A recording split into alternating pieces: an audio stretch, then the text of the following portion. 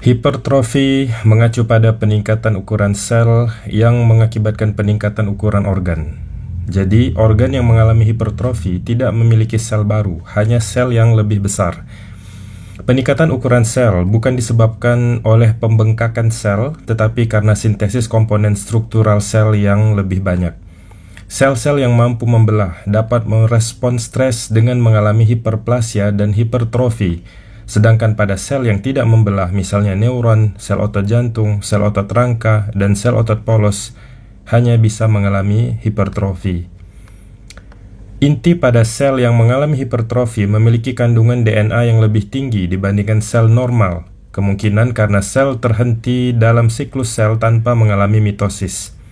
Hipertrofi dapat bersifat fisiologis atau patologis, dan disebabkan oleh peningkatan kebutuhan fungsional atau stimulus hormonal tertentu. Contoh hipertrofi fisiologis adalah hipertrofi otot rangka pada bodybuilder dan hipertrofi pada rahim dan payudara ibu hamil dan menyusui. Sel-sel otot jantung dan otot rangka mampu mengalami hipertrofi yang luar biasa. Stimulus paling umum untuk hipertrofi otot adalah peningkatan beban kerja.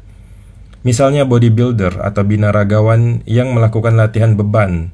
Hal ini disebabkan oleh peningkatan ukuran serat otot individu sebagai respon terhadap peningkatan permintaan atau demand. Dengan demikian, beban kerja dibagi oleh lebih banyak komponen seluler dan setiap serat otot terhindar dari kerja berlebih sehingga terhindar dari cedera. Sel otot yang membesar mencapai keseimbangan baru, memungkinkannya berfungsi pada tingkat aktivitas yang lebih tinggi.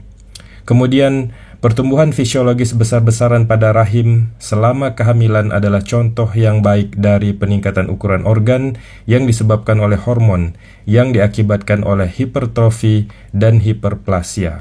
Hipertrofi seluler distimulasi oleh hormon estrogenik yang bekerja pada reseptor estrogen otot polos rahim, yang pada akhirnya mengakibatkan peningkatan sintesis protein otot polos dan peningkatan ukuran sel. Demikian pula, prolaktin dan estrogen menyebabkan hipertrofi payudara selama menyusui. Ini adalah contoh hipertrofi fisiologis yang disebabkan oleh stimulasi hormonal.